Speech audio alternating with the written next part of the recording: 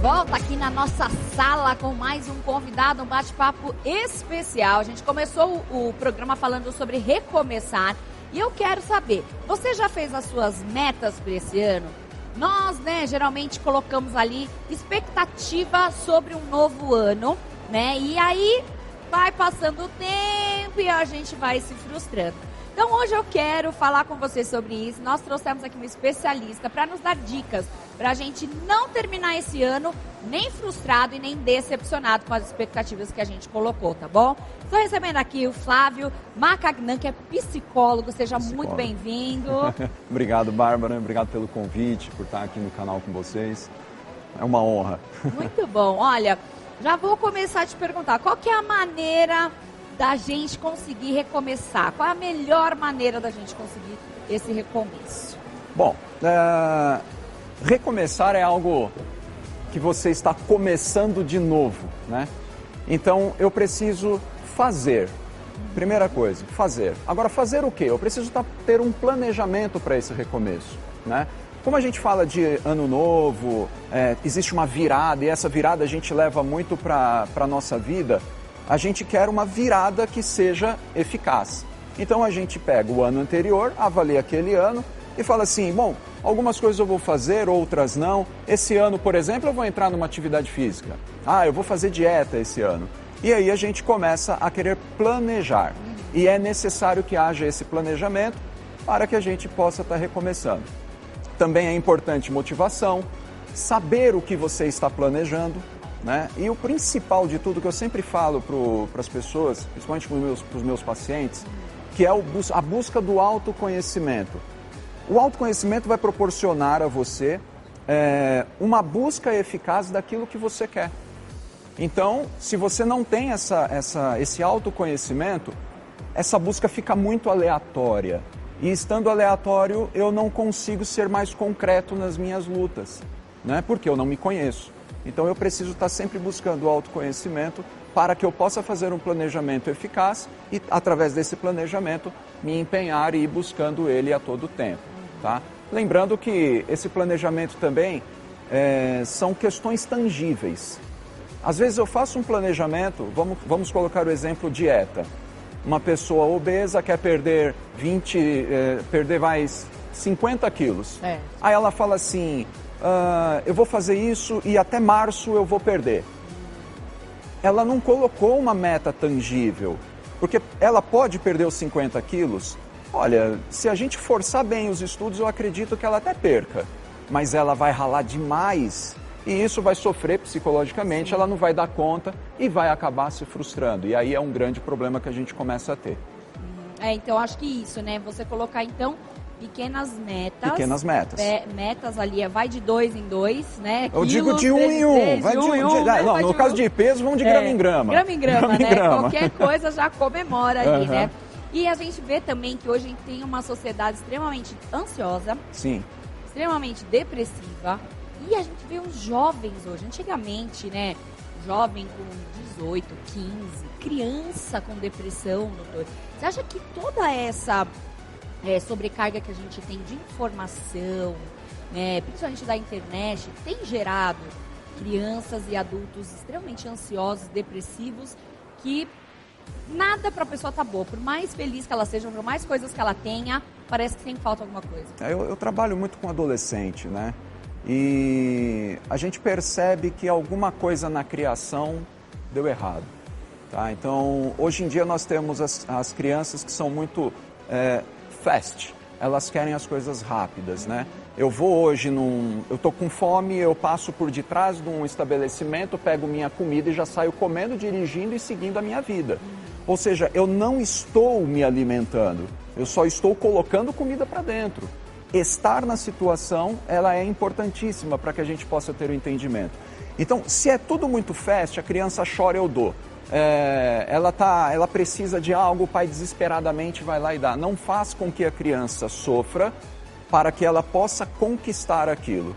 Eu sou meio adepto a uma fala do Pondé, que ele diz que o sofrimento é uma das bases para o conhecimento, Então, a partir do momento que a gente entra em sofrimento, existe um conhecimento muito grande sobre aquilo. E é sobre mim mesmo.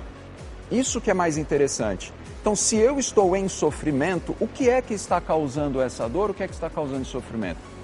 Vou em psicólogo e ali a gente destrincha tudo. Então, eu acredito muito que essa depressão, ansiedade dessas crianças, vem muito da falta de cuidador. Eu vou dizer pai, mãe, não quero cometer nenhuma gafe, mas eu acredito que o cuidador, não importa se é pai, não importa se é mãe, se é vó, mas esse cuidador, ele precisa ter cuidado para lidar com a criança, de fato. Porque é uma outra geração, é um outro momento que a gente vem passando, enfrentando. Então a gente tem que abrir os olhos para essa nova realidade. Exato. Né? Porque muitas vezes o que acontece? A gente faz as promessas, a gente coloca os objetivos e a gente não consegue cumprir. Por que é tão difícil, doutora, a gente conseguir cumprir as nossas promessas? Você quer ver? Eu fiz um plano para a minha vida particular.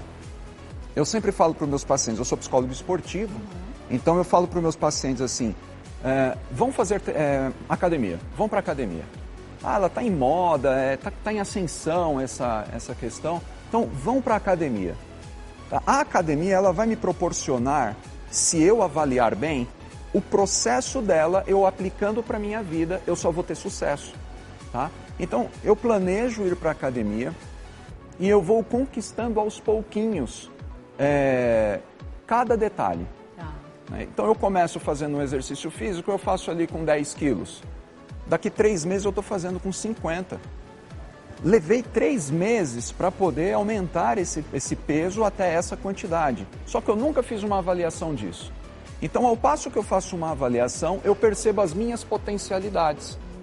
E aí eu consigo deixar a coisa mais palpável. Eu não vou partir de um peso de 10 quilos para 50 no dia seguinte.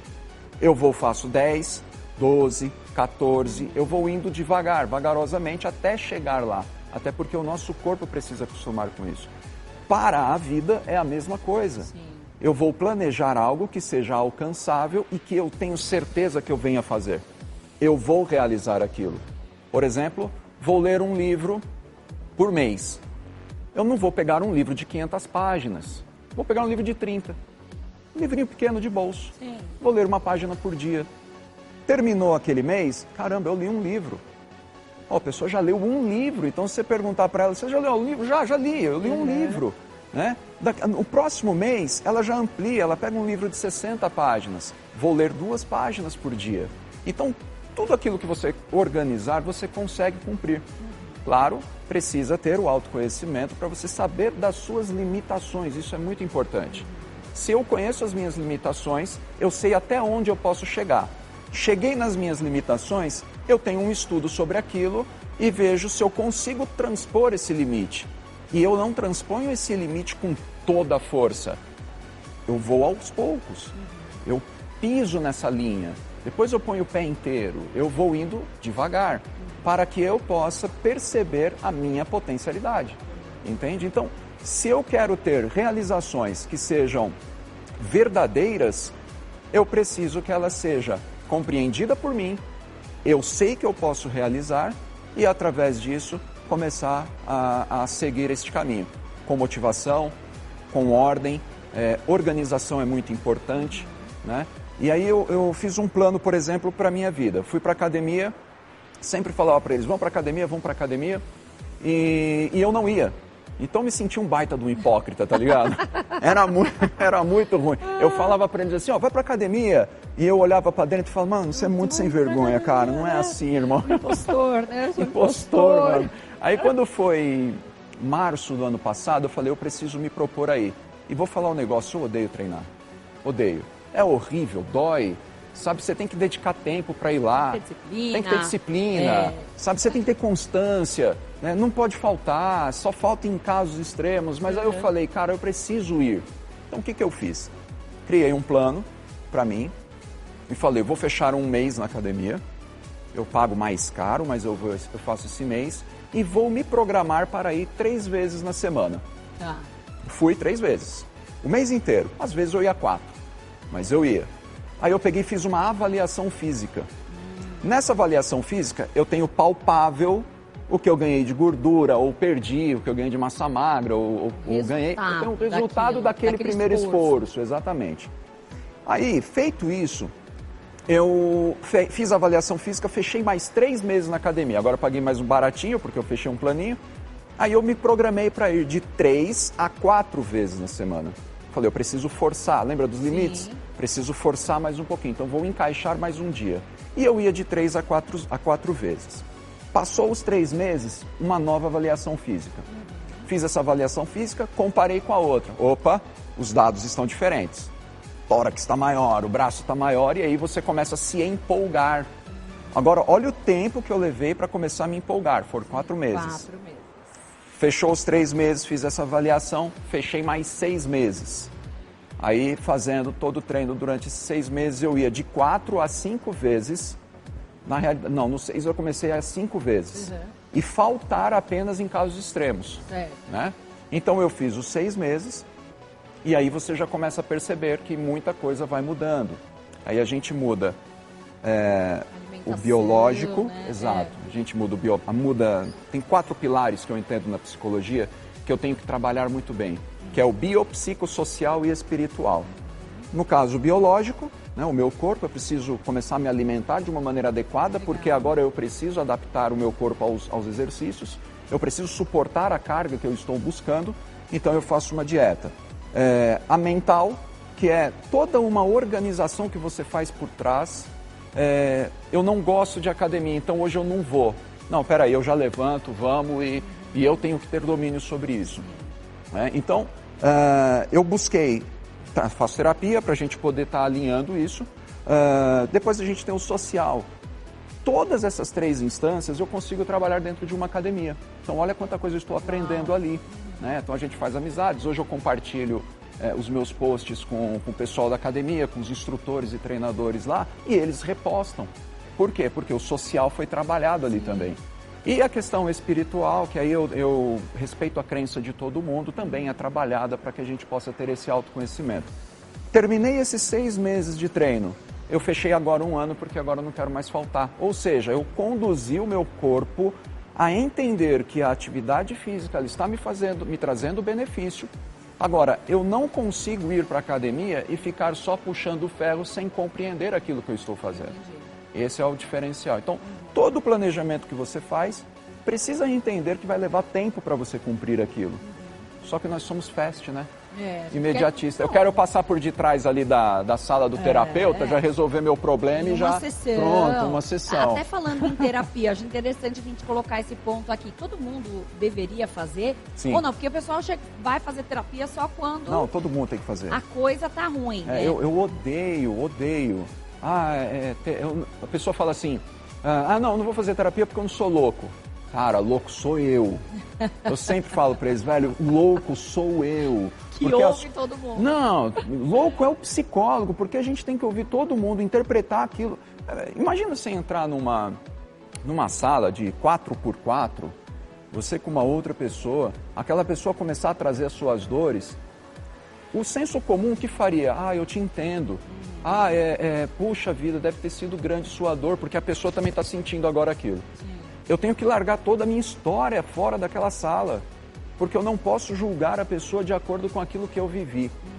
Então, isso tudo acontece dentro de uma sala de terapia, e é importante que as pessoas saibam disso, porque quando a gente fala sobre terapia, a gente está falando sobre uma condução de uma pessoa para um bem-estar. Sim. E esse bem-estar vai proporcionar para essa pessoa somente coisas positivas. A produção dela fica maior, seja qual for, a produção dela vai ficar muito melhor. Por Saber exemplo, falar não, no sim, profissional, doutor, melhora? Se a pessoa falar, eu quero fazer terapia porque na minha vida profissional, na família tá tudo bem, espiritual tudo bem, mas na minha vida profissional eu não consigo me relacionar com as pessoas do meu trabalho, eu bato de frente com o meu chefe. Ela pode fazer direcionado para a carreira, por exemplo? Sim, sem dúvida. Sem dúvida. Nós temos profissionais, né? Eu sou psicólogo, vou cuidar da mente. Né? Aí você quer aprender uma linguagem de programação, você vai procurar um tutor de linguagem de programação. Ou seja, você vai potencializar aquele seu conhecimento que já é prévio às vezes, ou apenas gostou daquilo e queria conhecer um pouco melhor. Então você busca sempre um tutor, você vai acabar buscando isso para poder ampliar o teu conhecimento. O tutor pode ser um Google? Pode. Pode ser um YouTube? Pode, né? Desde que você se direcione bem, seja bem direcionado a isso. Por isso que em sete terapêutico a gente sempre faz testes com as pessoas de personalidade, porque às vezes você está atuando numa profissão e ela não se encaixa bem com a tua personalidade. Aí a pessoa, eu estou tão infeliz com o meu trabalho, você vai investigar, a pessoa está infeliz porque não encaixa com a personalidade dela. Né? É que nem eu sendo um apresentador de TV. Eu acho que eu não ia me dar muito bem. Poderia fazer um teste às vezes. Aí. Se quiser aí a casa. Vem faltar, a gente chama você, doutor. Mas eu não sei se eu daria muito bem, né? Essa desenvoltura, assim, eu acho que eu não encaixaria bem. Eu gosto muito de ouvir as pessoas. E assim, não que a gente seja meio sádico, mas até é um pouco, porque a gente acaba ouvindo o sofrimento das pessoas, né? E não que aquele sofrer pra gente seja alegrador, bom, né? Mas a gente acaba ouvindo muito o sofrimento das pessoas. E ali você conhece muito a pessoa, né? Então, a psicologia, quando ela entrou na minha vida, ela entrou para transformar a mim. Olha só. Foi bem interessante isso, porque ao lidar com pessoas, eu aprendi como lidar com elas. Eu sempre fui meio turrão, ainda sou meio casca grossa, sabe? Mas eu sempre fui muito taxativo nas coisas, assim, fora da flexibilidade. Não era maleável. E eu, com a psicologia, ela foi trazendo informações das quais eu falei, cara, as pessoas sofrem. E aquilo que é bobeira para mim, não é bobeira para as pessoas.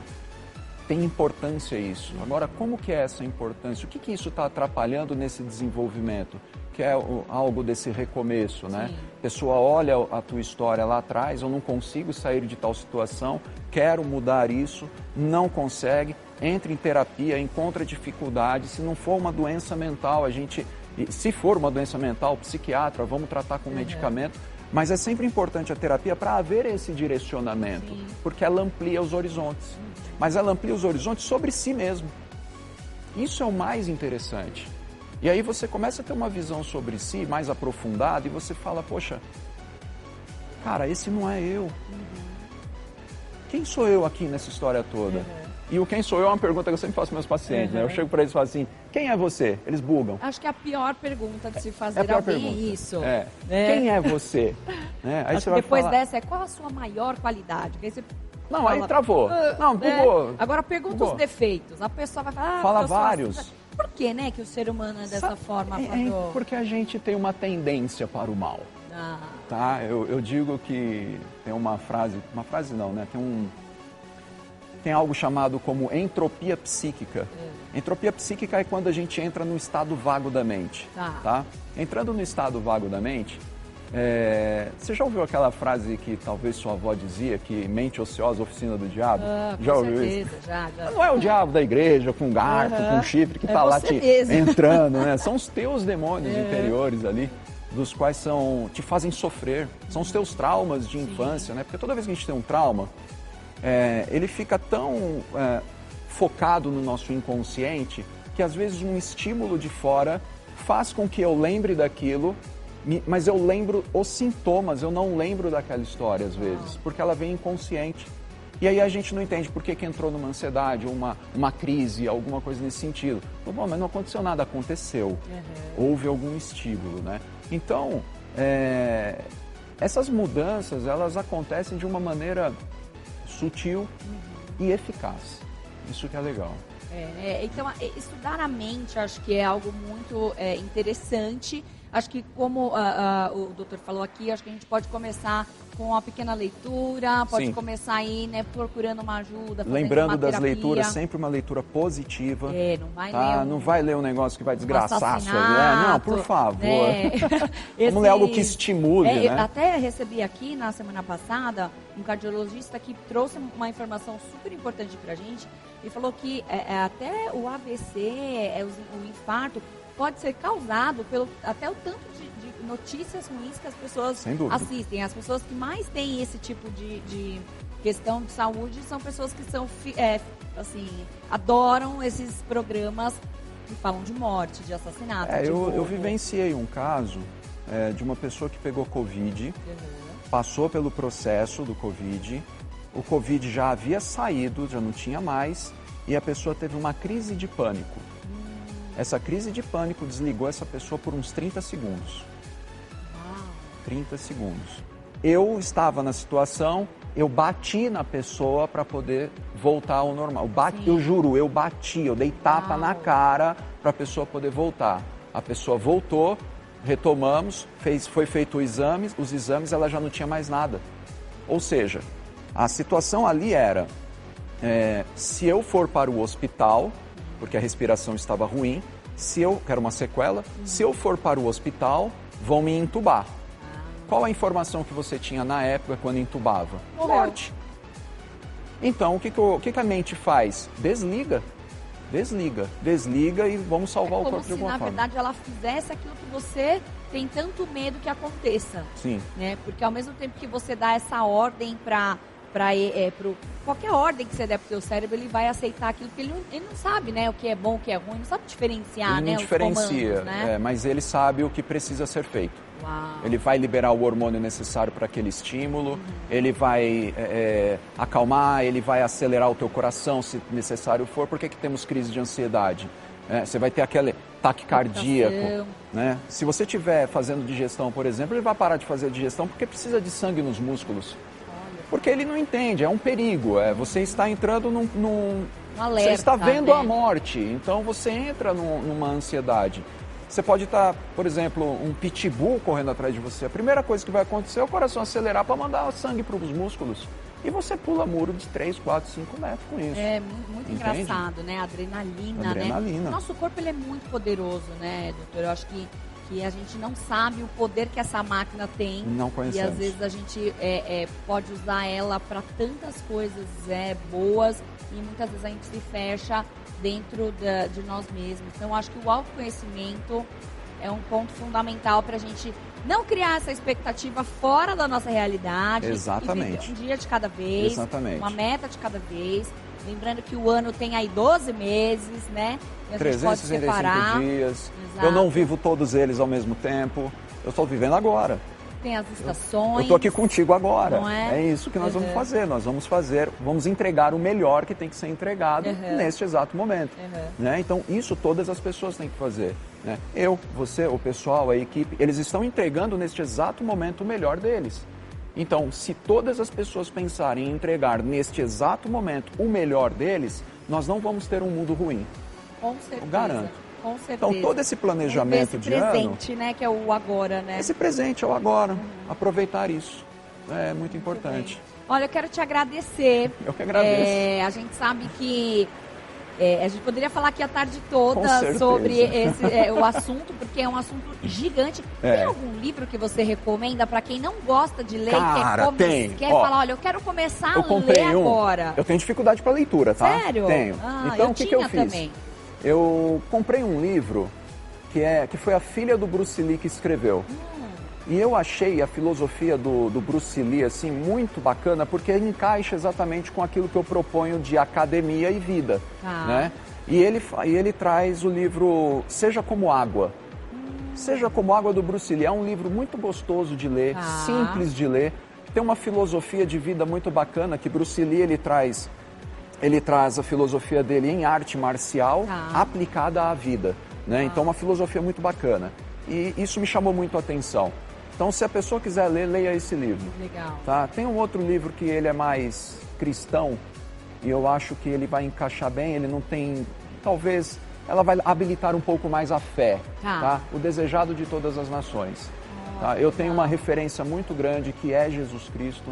Se existe uma pessoa que eu quero seguir, quero chegar perto, é esse, porque a vida que ele levou é exatamente a vida que a gente devia levar. Eu penso dessa forma, né? Aquela liberação de ocitocina que ele tinha, ela contagiava, por isso que o amor contagia. Ocitocina é o hormônio do amor. Né? Então, se tem algo que possa me inspirar para o Flávio, é Jesus. Então, se tem um livro que eu posso indicar, seria esse, bem inspirador também. Muito legal. Lembrando que ele foi o homem mais inteligente do mundo. Então a gente tem aí... né? Foi né? não, né? Ainda ninguém vai superar ele. Ele é insuperável, né? Mas muito obrigada. Eu que agradeço, Volte né? outra vez pra gente conversar, um papo super Desculpa, gostoso. é Bárbara, né? Eu falo o nome errado toda hora, tendo paciente errado também. Não viu? tem Tranquilo. problema, fique tranquilo. Eu só não falo errado porque eu tenho a Você cola tem a cola, aqui, eu ó. não. Cadê o seu crachá, hein, Bárbara? Não é? Esperto é o Silvio Santos, que põe o nome de todo mundo Põe aqui, o nome ó. de todo não mundo, é? pra ele não errar, pô. Não tem problema. Quero te Obrigado, agradecer. Bárbara. Passa os seus contatos pra gente, por gentileza. Tem o meu Instagram, que é flavio.psicólogo, tá? Tem o meu telefone, que é 11 980 82 5707. No meu Instagram tem meu site lá também, você pode estar acompanhando um pouco a minha vida, que eu coloco ali algumas coisas, principalmente voltada para academia e a parte mental. Eu sempre trago algumas frases pelas manhãs também para dar uma empolgada na galera. Né? Mas são esses aí, tá bom? Muito legal. Vou seguir Obrigado. você para Por favor. acompanhar e ter Eu essa agradeço. inspiração para poder Maravilha. fazer exercício que não é Se todo precisar dia que isso. a gente E tá detalhe, afim, né? você entra em contato comigo, eu vou responder, não importa. Legal. Eu sempre estou online. Tá, então já tive vários casos aí, às vezes de atender meia-noite, estou atendendo, então não tem... Aproveitem, tá? que não é todo doutor que vai atender, todo psicólogo que tá afim, não. Obrigada mais uma Obrigado vez, você. Fábio.